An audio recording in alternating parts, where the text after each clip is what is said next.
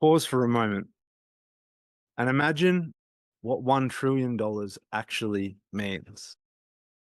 Not 1 million, not 1 billion, $1 trillion.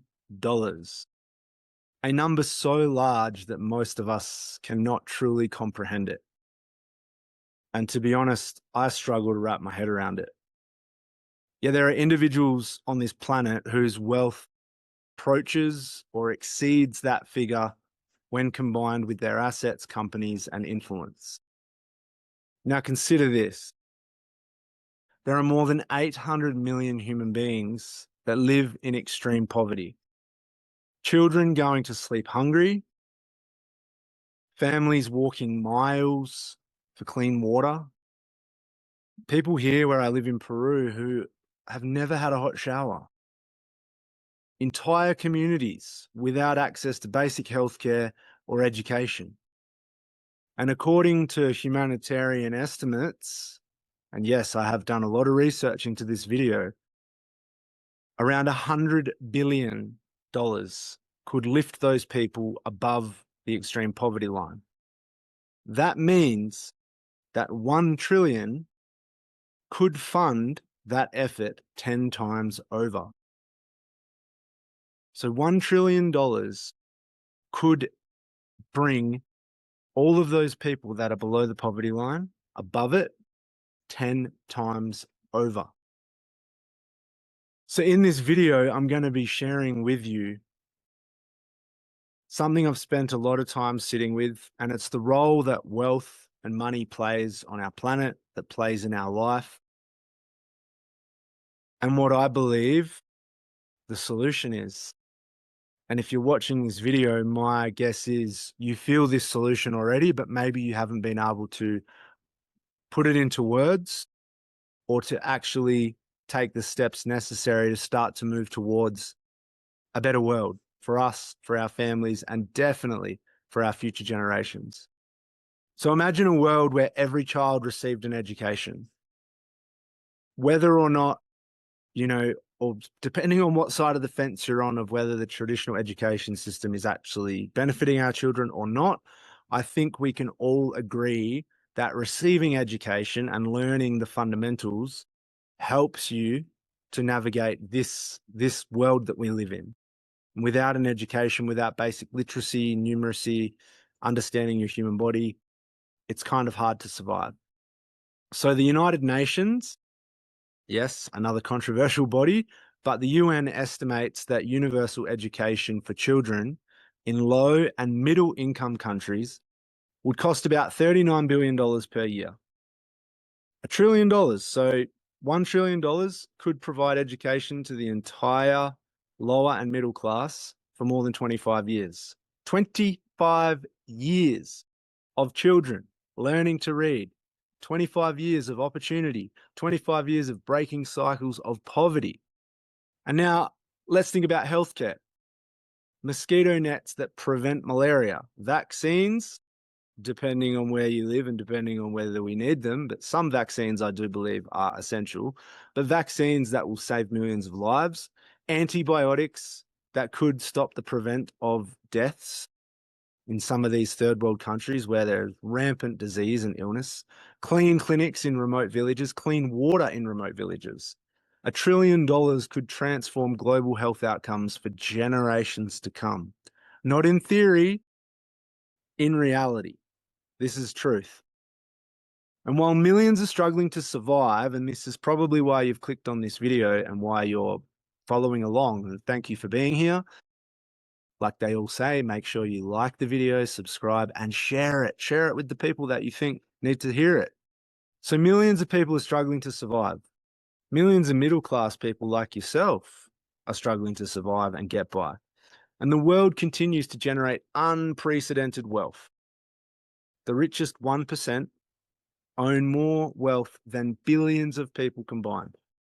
Some of them own yachts larger than city blocks, private jets, multiple mansions, flying business class, you name it. They have assets that appreciate faster in a day than many families earn in a lifetime. How is this fair? And this is not about me demonizing wealth. because I like money. I know that wealth allows me to do great things. Wealth is not the problem. Innovation is not the problem. Success is not the problem. The question is, what does it say about humanity and where we're at when abundance exists alongside suffering on such a big scale? How can we live in a world where food is wasted from five-star restaurants while children starve? Where homes, investments sit empty while families sleep on the streets? Where enough resources exist to solve many of our biggest challenges, yet those challenges remain unsolved and there's dollars just sitting in investment funds and in banks. Imagine if just a fraction of the world's concentrated wealth from some of those elites was directed towards human flourishing. Clean water, education, mental health, regenerative agriculture and farming, healthcare, housing, environmental restoration, protection of people's rights, and protecting people from being abused, not as charity, as an investment into humanity itself. And who knows, maybe, just maybe, as the planetary consciousness shifts, maybe some of these big wigs, maybe Elon's going to pull out, you know, his ace and he's going to restore harmony on the planet. We can only hope.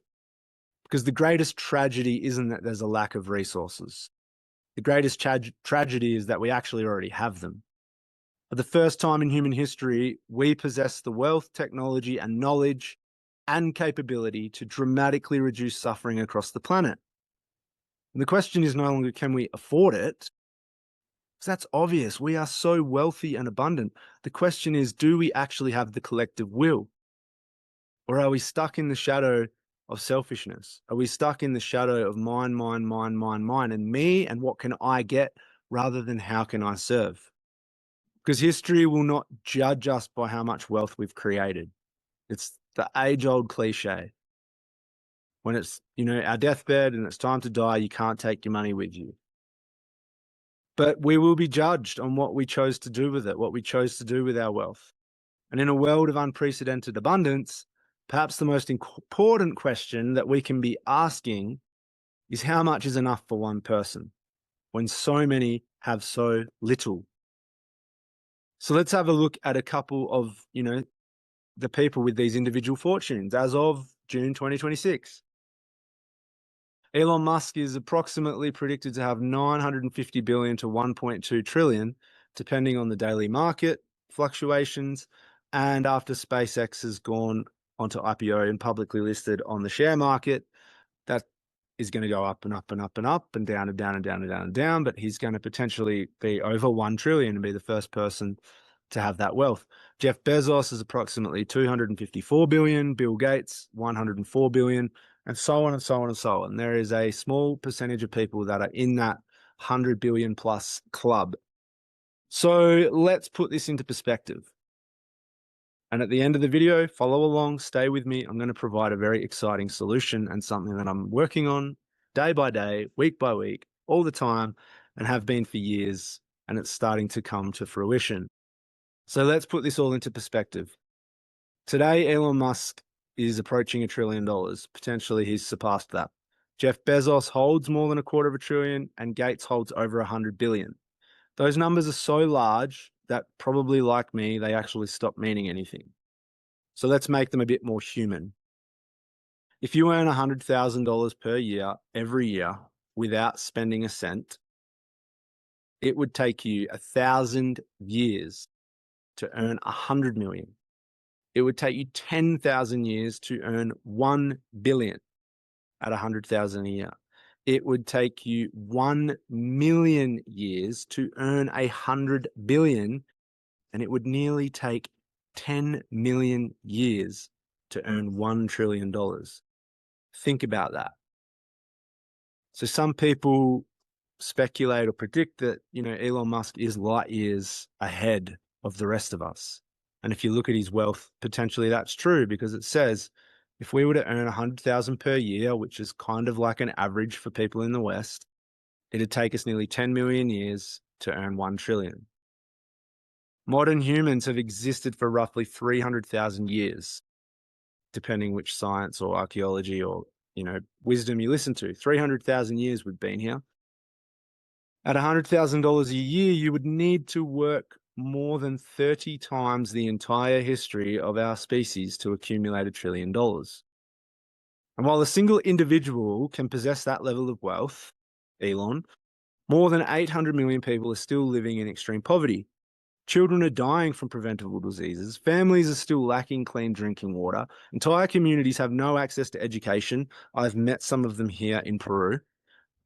There's still a major imbalance in a lot of these countries. Peru, you've got Lima, the capital city, where it's very Western and it's very fascist. And then you've got the mountains and the indigenous communities that have very little, that don't get any support from the government. So the resources exist. We know that. The technology exists. The knowledge exists. What is missing is not a capacity issue. What is missing is distribution. This is not a criticism of success or wealth, like I've said. It is a question for all of us, each individual. And this is how we change the entire collective consciousness.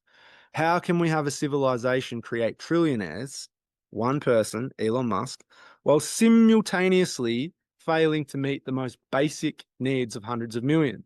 How is that even happening? What are your thoughts on it? Let me know in the comments.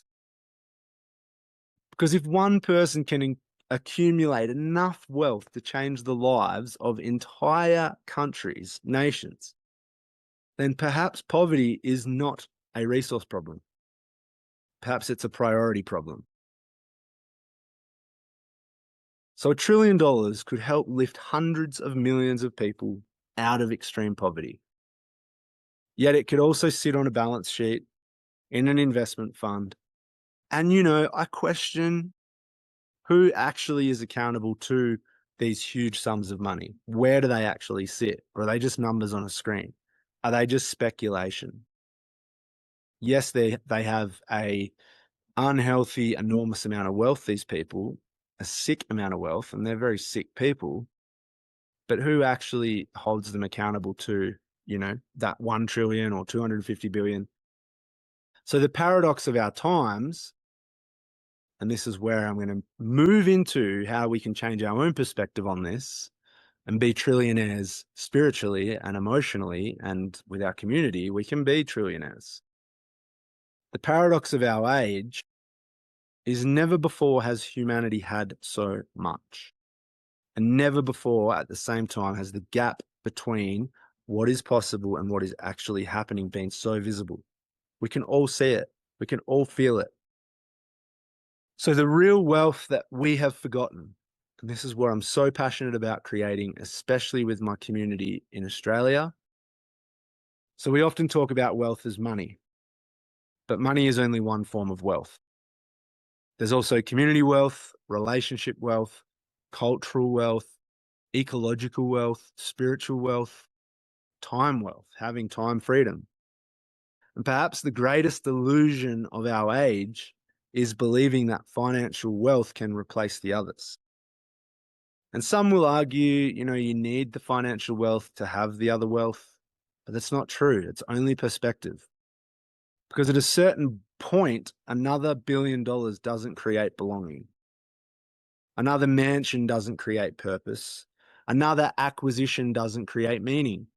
And another yacht doesn't create love. It might create a bit of fun.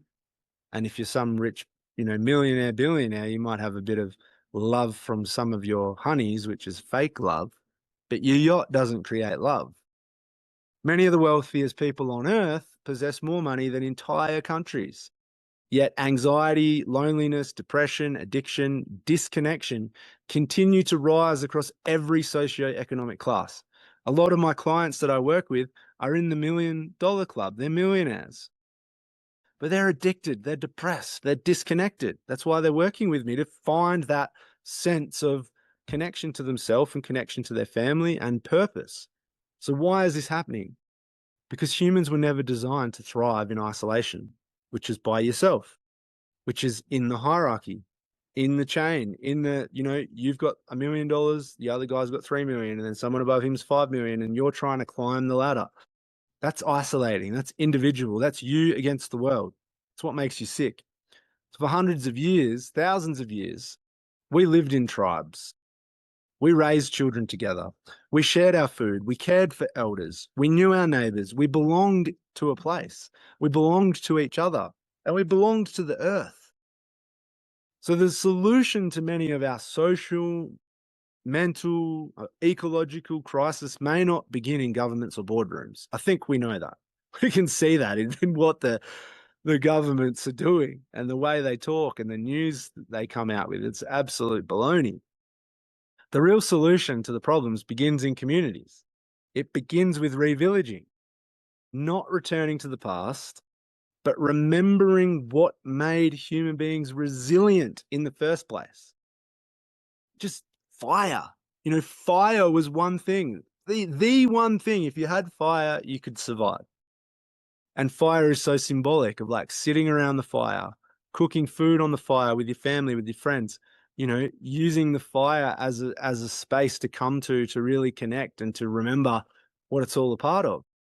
So imagine neighborhoods where children are raised by communities, not by exhausted parents alone or single parent households. Elders are valued as wisdom keepers and respected. Food is grown locally or even on your own land. People know their neighbors, talk to their neighbors. Skills are shared. You know, you do things together with groups, you share your skills, you teach each other without there needing to be a cost involved. Resources are exchanged. People gather around fires, meals, music, stories again. This is what I'm really passionate about creating. And so the opposite of poverty is not wealth. The opposite of poverty is belonging. A person can have very little money and still feel rich when surrounded by community. A person can have immense wealth, and you look at some of these people that I've mentioned in this video that have immense wealth, and they feel impoverished. They're disconnected from purpose, place, and people, and they do crazy, wild, unhinged, stupid shit and say the most radical things because they're so alone and they're literally psychopaths.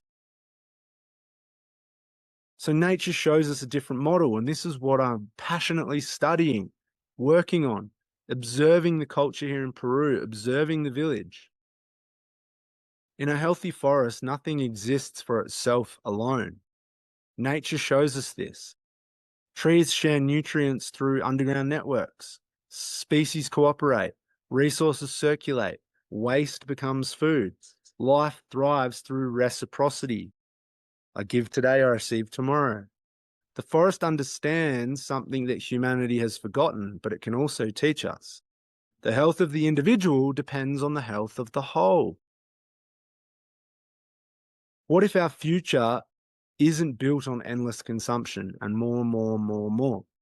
What if it's built on regeneration, on care, the care principle, the master key to our existence, which I go through in my Radiantly Alive training? There's 7 principles, and when you can connect to the 7, you unlock the 8th, and the 8th, which is a mystery in itself, is actually all about regeneration. It's about reciprocity. It's about care. Regenerating our soils, regenerating our communities, regenerating our families. You get the picture. Regenerating our relationship with nature, regenerating our relationship with ourselves through this process. So the grassroots solution, where you are in your location, hopefully in a local community, isn't waiting for a billionaire to save us, isn't waiting for the government to come up with a solution. It begins wherever you are, creating local food systems, building conscious communities, supporting local families, sharing those skills, creating places where people can gather, heal, learn, and grow together. Places where children can witness healthy adults working together. Places where people feel seen, heard, and supported. Places where life is measured not by what we own, but what we contribute. Because the future may not belong to those who accumulate the most. It may belong to those who learn how to live well together.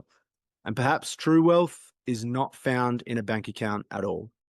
Perhaps true wealth is waking up surrounded by the people that you love, on land that is healthy, in a community that cares for one another, knowing that your life contributes to something greater than yourself.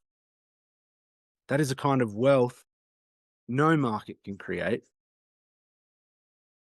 So what we're talking about here, for example, is like a revillaging model. 5 to 10 families on 20 acres of land with food production, water security, animals, workshops, community spaces, and partial energy independence. So having your own off-grid solar system. The costs are actually surprisingly achievable. And I have done the numbers. I've invested the time, energy, and the resources. I've done the trainings. I've talked to the people that have done this. So for example, I'm going to break it down for Australia, the US, and Europe. The biggest challenge here is not money.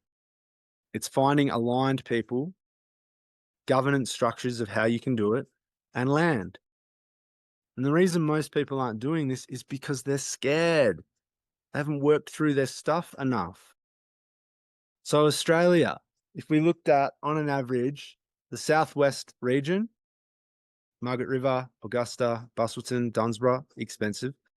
Great Southern, more like Denmark, Albany, down this way. Northern Rivers on the East Coast, which there are pockets that are affordable, but most of it is pretty exy. Sunshine Coast hinterland, a bit further north. And if you go outside of these zones, even more affordable. So let's look at, for example, land, 20 acres land. You'd be looking at, just for the land, 300,000 to 1.5 million, depending on the location. Closer to the ocean, closer to the town, there's lots of factors. But let's say on average in the southwest of WA, you're probably looking at 500,000 to 1 million for 20 acres of land. Stay with me. Some simple statistics or, prices with infrastructure. Solar and batteries, you might be looking at 150 grand in total if you've got multiple dwellings. Water tanks and a bore, 50,000 to 150,000. Sheds, machinery, roads, you could be looking at another 100,000 plus. Community hall, kitchen, you could build that depending on how, sturdy it is, from 50,000, up into the 100,000s. So let's just say hypothetically in Australia, it's a 5-family village, 2.5 to 5 million in total. Might seem like a lot, but if you break it down, that's $400,000 to $800,000 each. That's often less, more often than less, than a suburban house in Perth, Sydney, Melbourne, or Brisbane. So it's about choice, it's about perspective, it's about having governance structures. You then go to the US, if you go to some like outer states like Tennessee, North Carolina, Idaho, Texas country, land is dramatically cheaper. In those places, you might be looking at 1.5 to 3 million US dollars. And then per family, that breaks down to 250,000 to 500,000. And there are many American intentional communities that are already operating like this. Australia, we need to catch up. The UK, and there's some great guys, Billy and Tommy, I think is the other guy. They got a beautiful community online, Wild Minds community, that are teaching people how to do this stuff. They're in the UK, I believe. Land is expensive there and planning is difficult, but they're making it happen. And you're looking at like £400,000 to £800,000 to be able to do it. So the challenge isn't cost alone. The challenge is actually getting permission to do multiple dwellings in the UK. And in Europe, you've got some similar costs. So when you look at this, and I'm going to, revert back to Australia now, if each family was to contribute $500,000, totaling 5 million, you've got a fair bit to play with. You could create food forest, market garden, having your animals, chickens, cows, goats, bees, things that are producing income as well. Shared kitchen, event space, solar microgrid, being, on your own battery, water security. You could do all of that for 5 mil. Like it's entirely possible. Or you could get an investor. You could get an investor that believes in your dream and could make it happen. So the bigger insight, a typical Aussie family today may spend 1 to 2 million on a suburban mortgage, another 500 on interest. Fucking wild. Private childcare, rising food costs, utilities, transport, you name it. And over a lifetime, many families will spend 2 to 4 million just purchasing individual independence. So the revillaging model asks a different question. What if 5 to 10 families invest together instead of separately? Instead of 10 lawns, one food forest. Instead of 10 swimming pools, one gathering space or a river. Instead of 10 generators, one resilient energy system. Instead of isolated parents doing it all alone, a village helping raise children. And this is the way that regenerative thinkers argue that the future isn't necessarily more wealth. It's shared infrastructure, local resilience, food sovereignty, strong relationships, and belonging. So how do we get there? How do we get from hierarchy, where it's every man for himself, there's usually somebody dominating, there's usually a leader, there's usually a CEO, there's usually, somebody above that controls the people below, or that might even be your own mentality that you have to dominate. So how do we get from that to a synarchy? And if you don't know what a synarchy is, I'm going to explain it. This is like a new state of awareness. This is a new level of consciousness that is already here. It's already within us. We already have it in our DNA and our cells. We've just got to learn to tap into it. So for thousands of years, humanity has been organized through a hierarchy. We've had a leader of the tribe. We've had governmental leaders. We've given our power away. And that's how we function. That's how we've survived. We have trusted the leadership. But if you look across the board at the moment, we've lost faith in the leadership. So the power rises to the top and resources concentrate on a very few people. Like in Australia, you got Twiggy Forrest, you got Gina Reinhart, and a few others that are kind of pulling puppet strings now in politics. Then you've got international interests in Australia that are also pulling the puppet strings with politics because all the power has risen to the top. And unfortunately, resources concentrate. Australia's even sold itself out to other countries. And therefore, the middle class and the people like you and I, we've got to make decisions for ourselves. And so while the hierarchy was established for civilization to grow, it has brought us to this point where a handful of individuals possess more wealth than entire countries. And there's particular, socioeconomic groups that have been destroyed as a result. And so many people are remaining disconnected from community, from purpose, from land, from belonging. The problem is not simply wealth inequality. The deeper problem is separation, isolation, all of these things that lockdowns created for people. Separation from each other, separation from nature, separation from our own true nature. No amount of money can solve a crisis of disconnection. The answer is not taking wealth from one group and giving it to the other. The answer is creating new ways of living together. Imagine bulletproofing yourself to any lockdown, to any financial system collapse, to any changes in capital gains tax. The way you do that is in numbers, safety in numbers. The answer is creating more ways of living together, new systems, new cultures, new villages, new relationships. Not based on domination, not based on competition, not even based on inequality, not based on having a leader or a savior or somebody that's going to direct you, but based on harmony. And this is where this awareness that I'm speaking of, Synarchy, becomes so important. So if you're watching this video, stay with me because your mind may not be able to intellect what Synarchy is yet, but I promise you, your body feels it and your body knows it. So the shadow here, the shadow that we're talking about is interference. This is the old world. Fear, distrust, competition, control, manipulation, the tendency to see life as fragmented and separate. And this is where many of these, elites, they see everything as separate, that they need to control, they need to get me and mine, and they don't really think about we and us. But the gift here, the gift that we need to come back into is teamwork. And, it's teamwork, the word, it's cliche. Everybody knows what teamwork is, but do they really live it and embody it?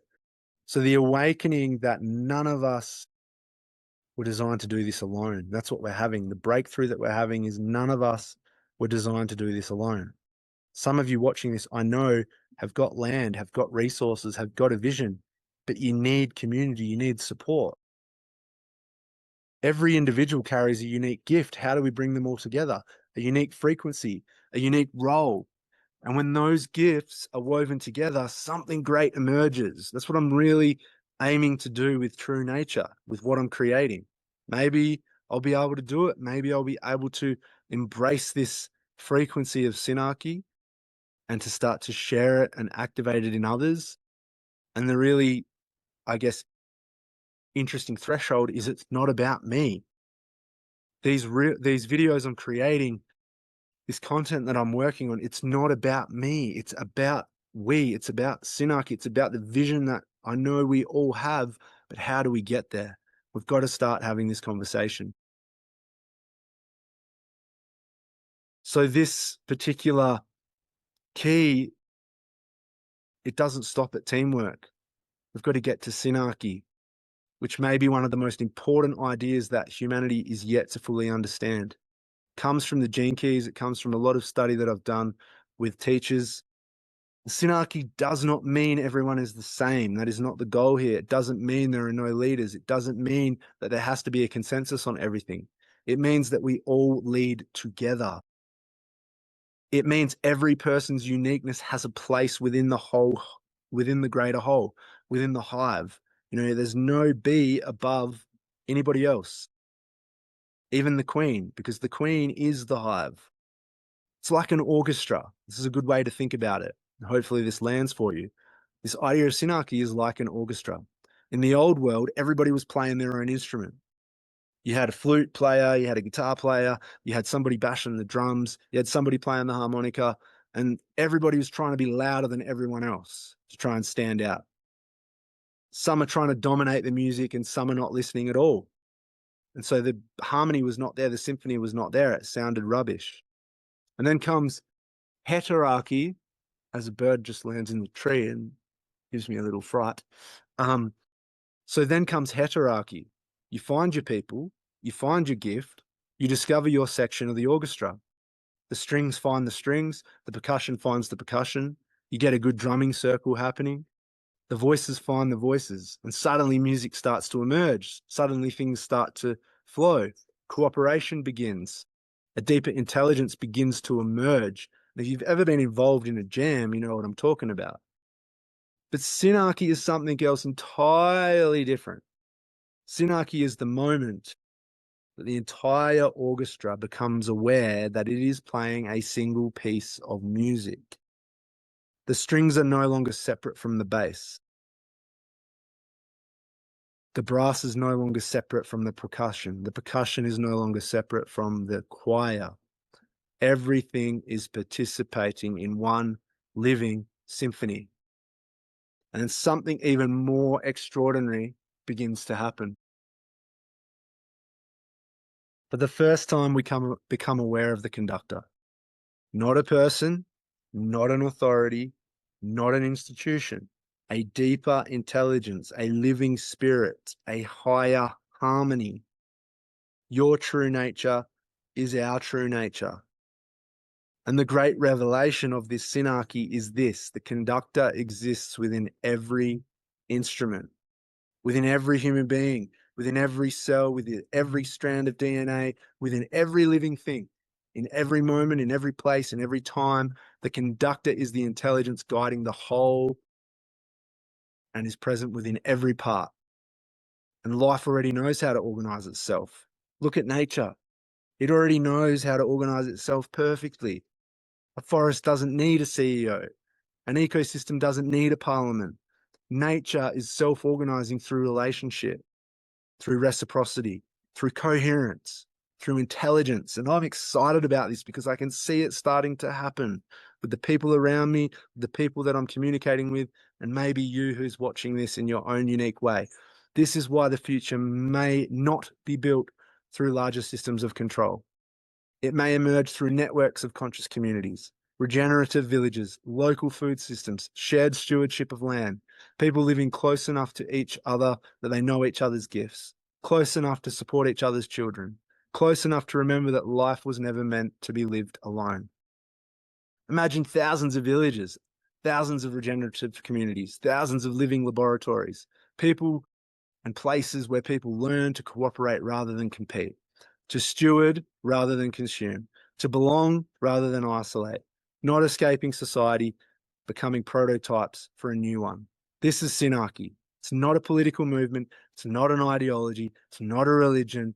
And it's certainly not another marketing tactic. It is a perception, a way of seeing, a recognition that beneath our apparent differences, there exists a deeper harmony seeking to emerge. And once that perception awakens, it spreads like wildfire, not through force, not through power, but through direct experience. Once you touch it, once you begin to feel it, see it, live it, demonstrate it, we're off. And the role of these communities is to become a threshold for that breakthrough, to create the physical spaces, the social structures, economic models, cultural practices, the regenerative systems that allow this deeper awareness to become embodied, not as theory, but as lived experience. Because perhaps humanity's next evolution is not technological. Perhaps the AI is going to collapse. Probably will. Perhaps it's relational, communal, spiritual. Perhaps the next great leap is actually remembering we were never separate to begin with. And as more people awaken to this, we will gradually recreate our world in this image. A world where wealth is measured by connection, where leadership emerges naturally from service, where communities function like ecosystems, where diversity creates harmony, and where humanity, us, finally learns to live as a single living orchestra, following the deeper intelligence that always has been playing beneath the noise. Music hasn't stopped. We're simply learning how to hear it again. So if this resonated with you, if this landed with you, please leave a comment, please send me a message.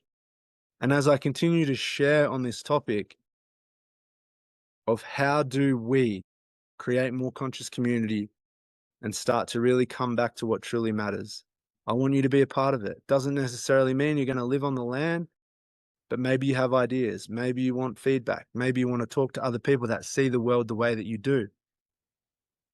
That's all I have to share for now. Have a beautiful day.